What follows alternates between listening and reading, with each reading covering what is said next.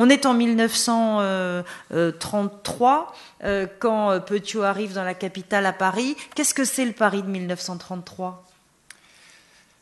Alors, d'abord, il y a plusieurs paris et Petiot s'installe rue du Havre-Caumartin, hein, sur le boulevard, c'est-à-dire dans un endroit quand même qui se trouve pas très loin des bas-fonds parisiens, notamment de Montmartre, notamment de Pigalle, notamment de ce qu'on appelle à l'époque la zone. La zone, c'est en fait l'emplacement de l'actuel périphérique, hein, mais à l'époque, c'était l'emplacement des anciennes fortifications qui étaient devenues des terrains vagues, et c'est là notamment que avait lieu beaucoup la prostitution. Et Petiot, en réalité, par rapport à son travail de médecin, alors lui-même aimait à se présenter comme le médecin des pauvres, le médecin des indigents, mais on sait aujourd'hui qu'il y a deux choses qu'il faisait, et à chaque fois il a réussi à passer à travers les mailles du filet, mais à plusieurs reprises il aurait dû être condamné pour cela. La première chose, c'est qu'il faisait des avortements, ce qui à l'époque était totalement interdit, on risquait même très gros pour ce genre de pratique. Et la deuxième chose, c'est que, alors, il expliquait, lui, qu'il avait un traitement miracle pour guérir les héroïnomanes, qui consistait à leur vendre de la drogue par petites doses pour que petit à petit, ils arrêtent de se droguer. Mais en réalité, on sait qu'il a provisionné comme ça beaucoup de dealers et beaucoup de gens qui voulaient avoir de la drogue. Et ces deux caractéristiques vont l'amener, en fait, très vite, au-delà de son métier, de sa clientèle traditionnelle, à fréquenter un certain nombre de clients qui, eux, sont beaucoup moins respectables, puisque qui, en général, cherche à avorter, ce sont souvent des prostituées qui sont tombées enceintes et qui ne veulent pas du tout garder les enfants, et où se trouvent les trafics de drogue, là aussi, ce sont dans les bas-fonds parisiens, notamment du côté de Montmartre et de Pigalle. Alors en 1941, il va faire l'acquisition d'un hôtel particulier situé au 21 rue Le Sieur, et là, il va faire un certain nombre de travaux. Il va faire surélever un plancher afin de barrer la vue de la cour. Il va transformer les communs en cabinet médical. Enfin, il va faire un certain nombre de travaux. Pourquoi ? Alors officiellement, il est très ambitieux, ce docteur, et il souhaiterait fonder une grande clinique. Et son idée, c'est d'acheter cet hôtel particulier rue Le Sieur, qui est un hôtel qui a appartenu à une ancienne actrice, mais qui est assez délabré, donc qu'il faut refaire de fond en comble. Et donc il achète cet hôtel pour faire une clinique. Sa femme y est opposée, puisque sa femme, en réalité, trouve qu'il est déjà beaucoup absent, que son métier de médecin lui prend déjà beaucoup de temps, surtout qu'il a tendance à multiplier un peu les tournées nocturnes à l'appel de ses clients. Donc sa femme est opposée à l'achat du 21 rue Le Sieur. Finalement, il l'achète quand même et il s'y livre à des travaux sans que sa femme, c'est-à-dire sa plus proche, la personne qui le côtoie le plus, y soit au courant. Et effectivement, les travaux là sont assez bizarres. Il y aura d'ailleurs un certain nombre de problèmes avec son voisinage, puisqu'il cherche à isoler la cour par un mur de la part des voisins. Il demande aux maçons qui travaillent pour lui de créer des portes qu'on ne puisse en réalité pas ouvrir de l'extérieur. Donc effectivement un certain nombre de choses tout de suite qui peuvent surprendre. À partir de 1943, il va proposer à des personnes menacées de poursuite par la Gestapo de les faire passer clandestinement en Argentine. Donc là, il nous montre un nouveau visage et ça devient Petiot le passeur. Plutôt en fait. La première offre qu'il aurait faite daterait de janvier 1942, c'est-à-dire un an plus tôt. Et c'est une offre qu'il fait à un de ses voisins, qui est fourreur, qui s'appelle Grunichow, et qui, effectivement, sentant le climat, donc il est juif, et sentant le climat devenir de plus en plus compliqué en zone occupée pour les Juifs, hein, puisque janvier 1942, il y a déjà eu le deuxième statut des Juifs qui a été adopté. Donc ce fourreur cherche à gagner un pays étranger, si possible l'Argentine. Il en parle à Petiot. Petiot lui dit qu'en réalité, il serait à la tête d'un réseau de passage, et qu'il peut le prendre en charge pour le faire passer dans un pays étranger, en l'occurrence l'Argentine, et ça lui coûterait 25 000 francs. C'est la somme qui revient toujours avec Petiot, c'est 25 000 francs. Il explique que lui ne touche rien sur ces 25 000 francs, c'est simplement que la filière, c'est compliqué parce qu'il faut payer des hébergements, il faut payer les passeurs qui vont permettre de faire passer la ligne de démarcation, de faire passer aussi ensuite à l'étranger, il faut payer des fonds papiers, voilà, donc c'est tout ça qui justifie la somme, mais lui explique bien à Grunishoff que, effectivement, il ne touchera aucun centime de cette somme. Grunishoff lui donne son accord, et puis un jour, il disparaît. 25 000 francs, c'est beaucoup d'argent. À l'époque, c'est beaucoup d'argent. Un ouvrier très qualifié gagne autour de 1 500 francs par mois. Donc effectivement, 25 000 francs, c'est beaucoup d'argent. Mais Petiot ne s'arrête pas à ces 25 000 francs. Il explique bien sûr à la personne qu'il veut faire passer qu'il faut qu'elle prenne avec elle aussi tous ses biens, tous ses bijoux, et que ensuite les valises suivront. C'est-à-dire que le passage étant compliqué, on ne peut pas s'encombrer, quand on veut passer par exemple la ligne de démarcation, on ne peut pas s'encombrer de plusieurs valises. Mais Petiot explique que la filière permet ensuite d'acheminer les valises par un autre biais et que lorsque la personne sera en Argentine, elle pourra recevoir tout cela. Est-ce qu'on peut dire que les victimes de Petiot sont principalement juives ? En réalité, non. En réalité, c'est un mythe qui s'est un petit peu forgé autour de Petiot. Le problème, c'est qu'on ne sait pas combien il y a eu de victimes de Petiot, mais si on prend les 27 personnes qui ont été identifiées et authentifiées lors du procès, il y a effectivement plusieurs familles juives qui cherchaient à échapper à la répression en zone occupée. Donc il y a le dénommé Grunishoff, il y a une famille aussi, la famille Kellner, et c'est à cause de cette famille que Petiot tombera en réalité, parce que dans cette famille, il y a un enfant, et on retrouvera chez lui le pyjama de cet enfant, ce qui détruira toute la thèse selon laquelle en fait il n'exécutait que des collaborateurs et des auxiliaires des Allemands.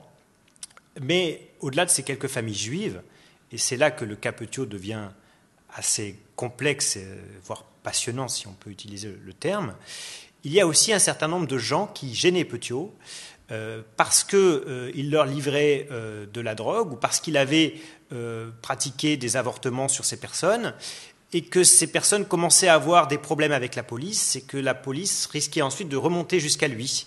Et en fait, on voit un certain nombre de ses clients comme ça disparaître du jour au lendemain. Et plus surprenant encore, il y a un certain nombre de malfrats qui appartenaient au milieu parisien et dont les noms sont d'ailleurs très évocateurs.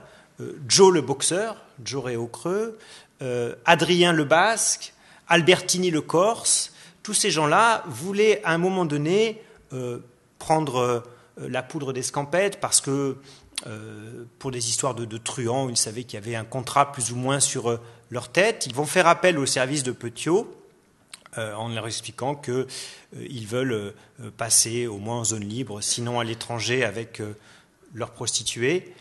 Et ces gens-là disparaissent aussi. Et ils seront authentifiés dans les cadavres qui seront retrouvés chez Petiot.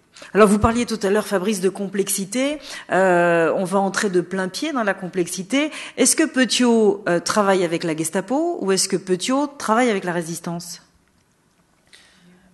Alors Petiot est un serial killer, comme il aurait pu, comme il en existe à toutes les périodes. Il y a eu l'affaire Landru.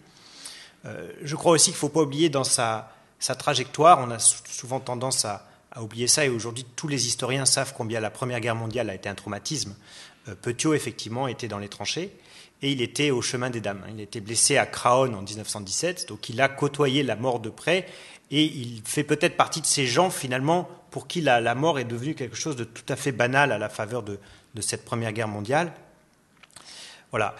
Ensuite, tout le problème, c'est que lorsqu'on lit aujourd'hui un livre sur le docteur Petiot, la biographie la plus détaillée, c'est celle de Jean-Marc Varro, l'avocat, qui a écrit une histoire du docteur Petiot. En réalité, tous les livres s'appuient sur son procès, c'est-à-dire sur les dépositions, sur sa stratégie de défense, et puis sur le réquisitoire. Mais il y a quelque chose qui n'a pas du tout été évoqué au cours du procès.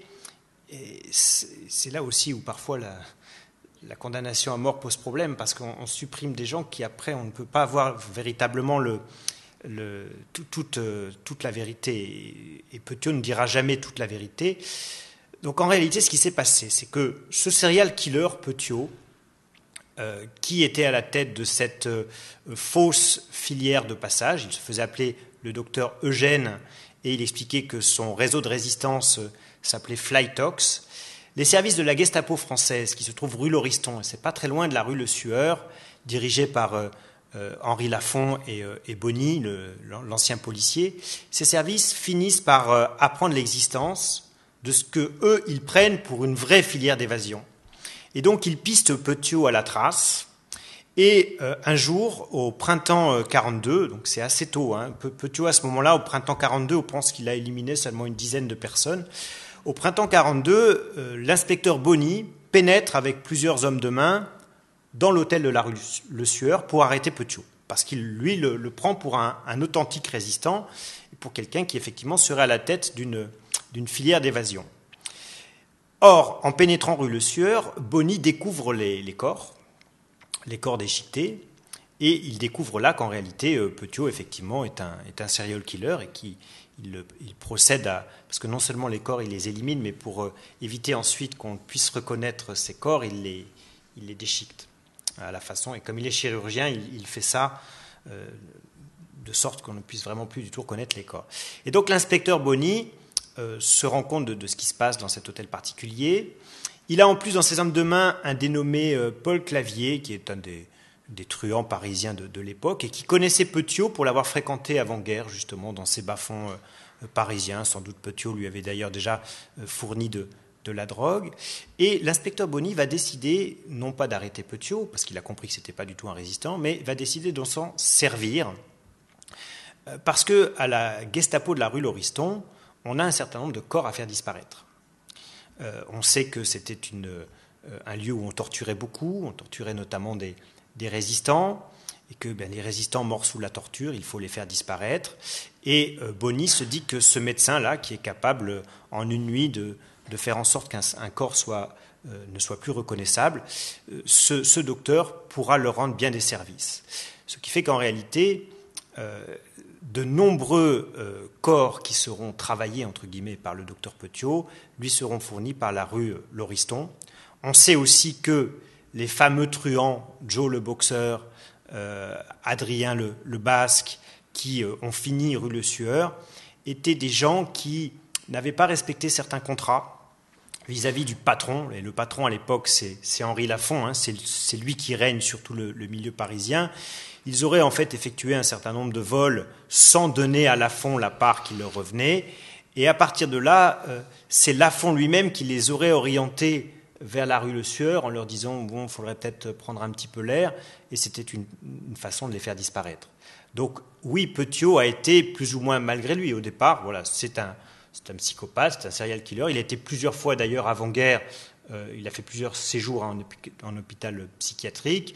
On disait à Villeneuve-sur-Yonne, où il était maire, que toutes les bonnes qui avaient servi chez lui disparaissaient du jour au lendemain sans jamais laisser de traces. Et on racontait là aussi qu'elles avaient sans doute été tuées sans qu'il y ait aucune preuve. Donc plus ou moins malgré lui, Petiot va devenir l'un des éléments qui va effectivement travailler pour la rue Lauriston. Qui est le capitaine Valéry ?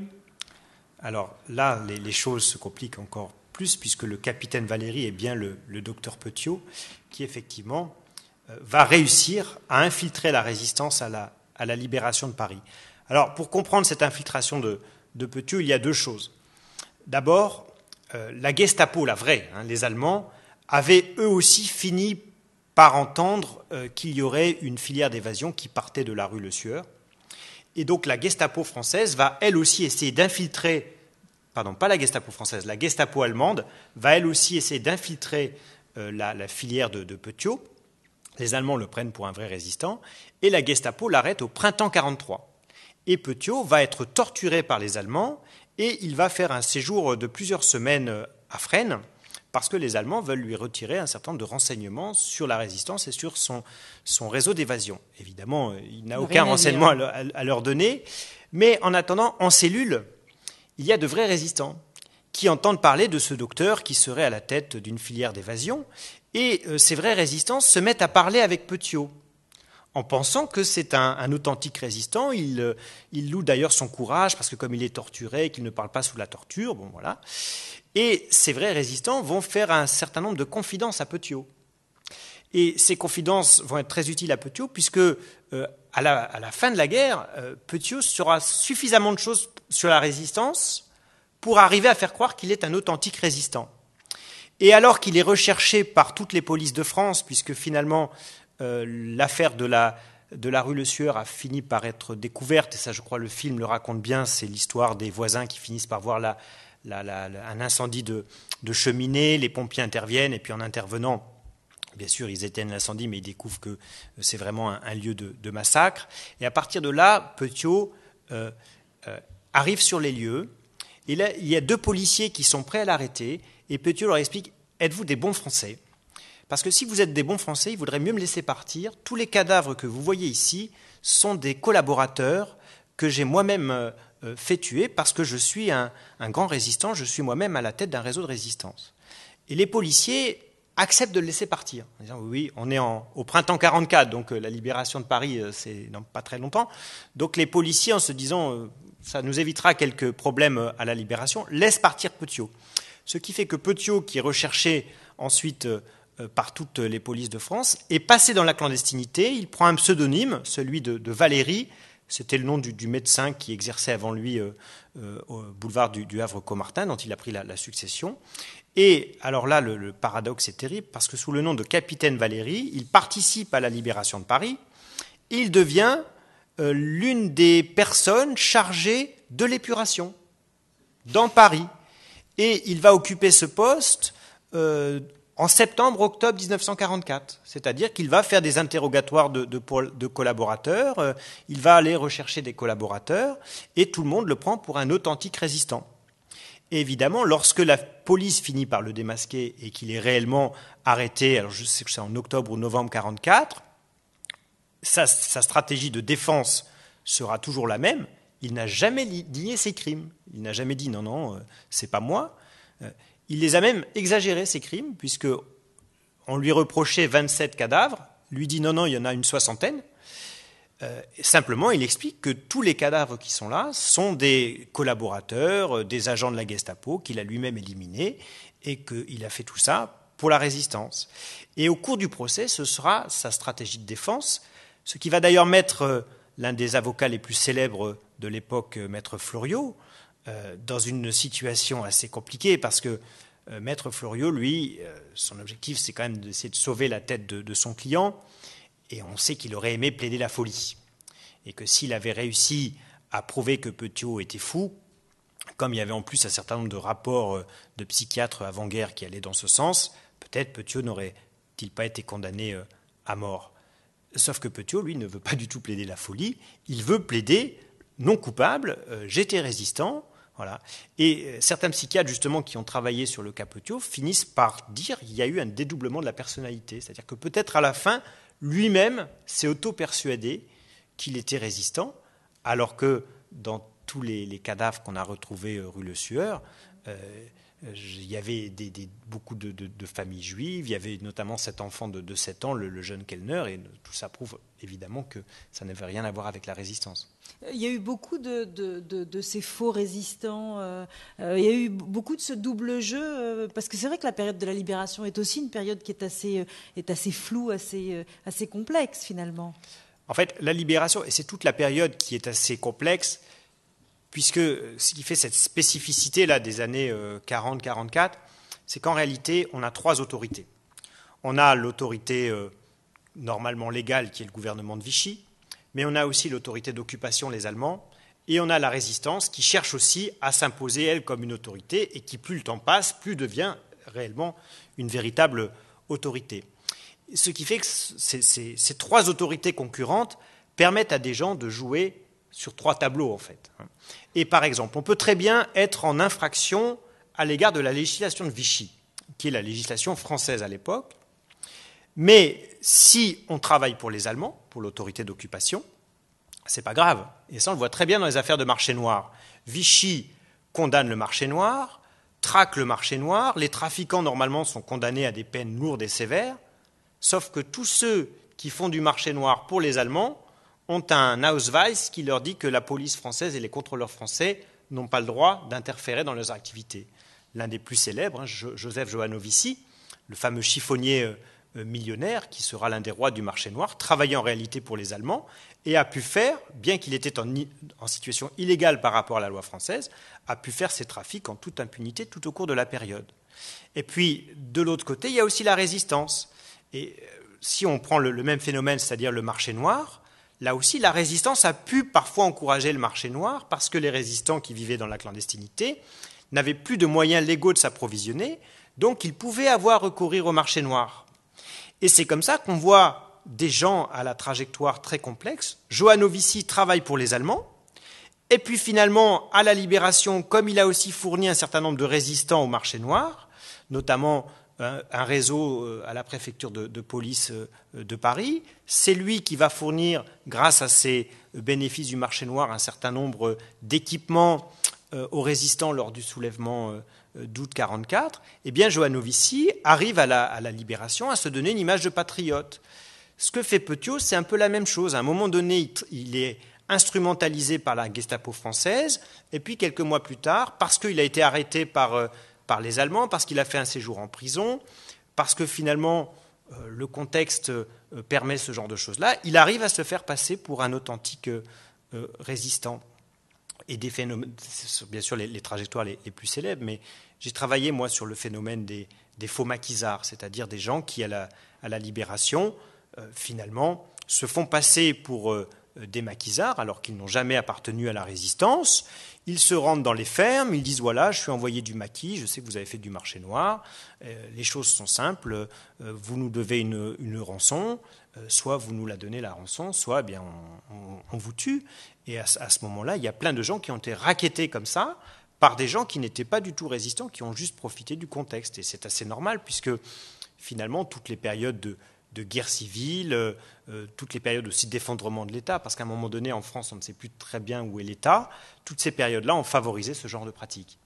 Écoutez, merci infiniment pour cet exposé. Si vous êtes intéressé par la question et comment ne pas l'être, Fabrice Grenard a écrit La France du marché noir, donc vous pourrez acheter son livre. Il a également, et il vient de nous en parler, écrit un livre et signé un livre Maquis noir et faux maquis. Vous avez également d'ailleurs participé à un certain nombre d'ouvrages, dont des ouvrages collectifs. L'Atlas de France dans la Seconde Guerre mondiale aux éditions Fayard, et c'était en 2010, ainsi que le Dictionnaire historique de la France libre, et c'était aux éditions Robert Laffont, toujours en 2010.